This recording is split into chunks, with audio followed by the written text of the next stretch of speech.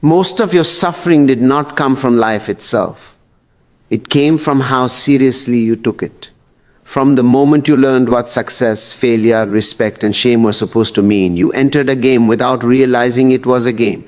As a child, you moved freely, responding to curiosity and instinct. But slowly, rules were introduced. You were taught what was acceptable, what was impressive, what was embarrassing, and what was worth chasing. Without noticing, you began to measure yourself through these invisible standards. This is where the wait began. Every achievement stopped being an experience and turned into a test. Every mistake stopped being a lesson and became a judgment. You were no longer simply living, you were performing. Life turned into a scoreboard, and you learned to watch it constantly. How am I doing compared to others? Am I ahead or behind? Am I winning or losing? These questions quietly shaped your thoughts, your choices, and even your sense of self-worth. The danger was never the game itself, but your belief that it was absolute reality. When you took the rules seriously, you took the outcomes personally. Success inflated you, but also made you anxious, because now there was something to protect. Failure crushed you, not because it hurt, but because it seemed to say something about who you are. In this way, suffering was born not from events, but from identification. You confused what happened with what you are. Notice how tension appears the moment something feels at stake. Your body tightens, your mind races, you replay conversations, anticipate future losses, and fear being exposed as inadequate. None of this is caused by life directly. It is caused by the seriousness you attach to the game, the belief that everything must mean something, that every move defines you, that one wrong step could ruin everything. Life itself is not heavy. The weight comes from meaning you place on it. A job becomes your identity. A relationship becomes your validation. An opinion becomes a threat. When you forget that these are roles within a game, you carry them as if they were your essence. And no human can carry that much pressure without suffering. This is the quiet truth. Life never demanded that you take it so seriously. The rules were inherited, not chosen. You absorbed them before you had the awareness to question them. And once they were accepted, they shaped your reality. Suffering was not a punishment. It was a signal that you mistook the game for who you are. The game survives because you identify with the character you are playing. Over time, you stop seeing yourself as awareness moving through experiences and start believing you are the role itself. A name, a personality, a past filled with memories, and a future filled with expectations become your sense of identity. This character must succeed, must be admired, must avoid failure, and must make sense of everything. Once this happens, life stops feeling fluid and starts feeling like something you must constantly manage and defend. Identification is subtle. It happens so early that you rarely question it. You say, "This is who I am," and point to your thoughts, emotions, achievements, and wounds. But all of these are parts of the character, not the player. When the character is threatened, you feel threatened. When the character is praised, you feel lifted. Your emotional state rises and falls with the storyline, and this constant movement creates exhaustion.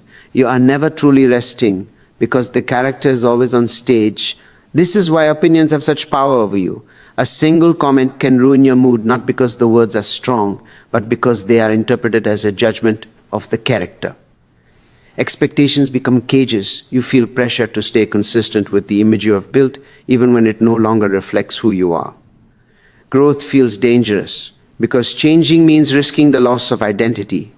The game tightens its grip by convincing you that without the character, you are nothing. Time also becomes an enemy once you fully identify with the role. The past turns into a collection of regrets and unfinished business. The future becomes a list of things you must secure in order to feel safe. Rarely are you actually present because the character lives in psychological time.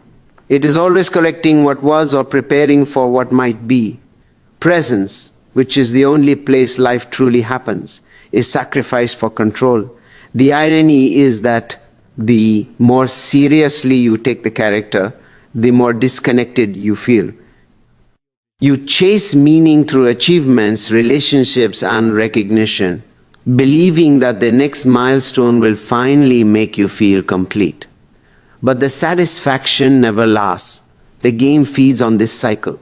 It promises fulfillment while keeping you slightly dissatisfied. So you continue playing with greater effort and tension. This is why striving alone never brings peace. The character cannot be fulfilled because it is built on lack. It exists by comparison, by becoming more, by proving itself. No matter how much it accumulates, it always needs something else. When you see this clearly, a shift begins. Not yet freedom, but awareness. You start noticing that the exhaustion you feel is not from life, but from constantly being someone. Suffering begins to dissolve the moment you see the game clearly. This does not happen through effort or self-improvement, but through insight. The instant you recognize that much of your pain comes from identification rather than circumstance, something loosens inside you. You do not have to destroy the game or reject your life. You only need to stop confusing the rules with reality.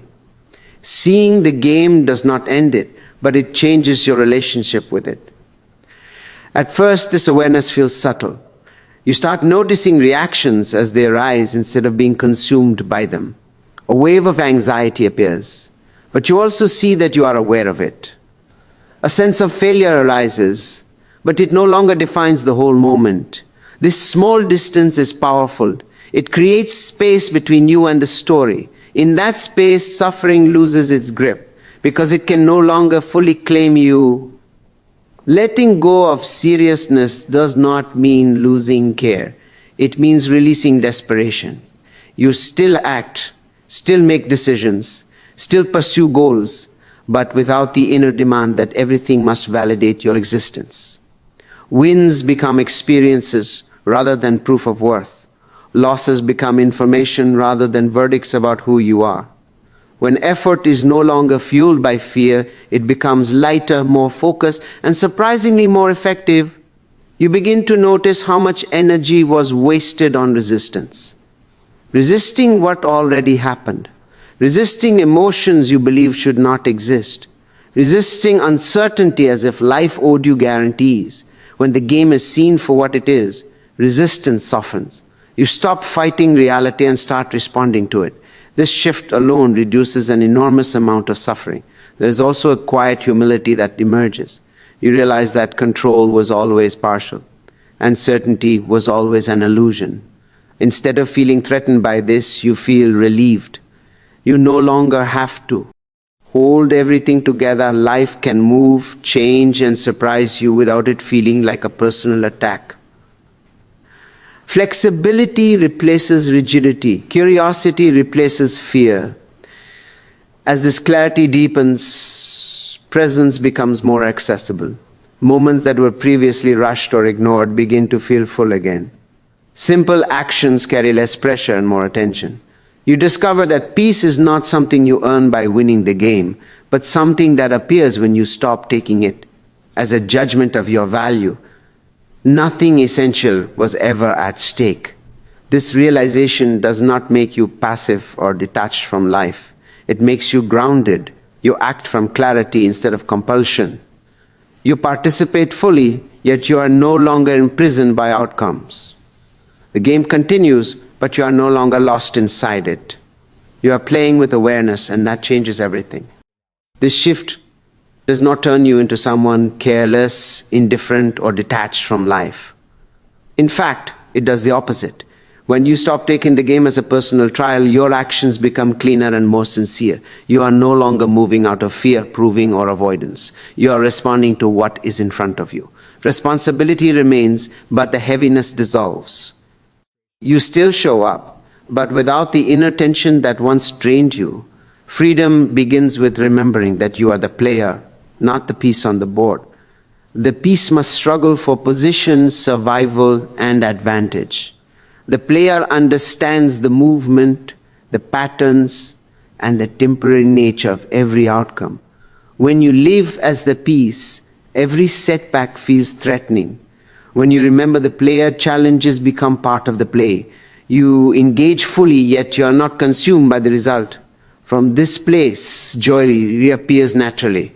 Not the loud excitement tied to success, but a quieter sense of aliveness. You find satisfaction in effort itself, not just in achievement. Even ordinary moments regain depth because they are no longer treated as obstacles on the way to something else. Life stops feeling like a waiting room and starts feeling like the experience itself. This is where authenticity becomes possible. When you are no longer protecting an image, you can speak honestly. You can change directions without shame. You can admit uncertainty without feeling diminished. Growth no longer threatens your identity because your identity is no longer confined to a rigid character. You become flexible, adaptive, and real. Playing consciously also changes how you relate to others. Competition softens. Comparison loses its urgency. You recognize that everyone is playing their own version of the same game, often without realizing it. This recognition brings compassion, not superiority. You stop needing to win against others to feel whole. Connection becomes more important than validation. Importantly, remembering the game does not mean disengaging from ambition or creativity. It refines them. When fear is removed, creativity flows more freely. When pressure drops, intelligence sharpens. You make better decisions because they are not clouded by panic or ego. Ironically, people who play lightly often perform better, not because they care less, but because they are not paralyzed by stakes. Life was never meant to be endured like a battlefield or solved like a puzzle with one correct answer. It is a dynamic, living process meant to be explored. When seriousness falls away, curiosity takes its place. When fear loosens, presence deepens. You still play, but now with awareness, and this is the quiet freedom. Nothing essential can be won or lost in the game. You can participate wholeheartedly, take risks, and even fail without losing yourself. Life continues to move, and you move with it, no longer burdened by the belief that everything depends on you getting it right.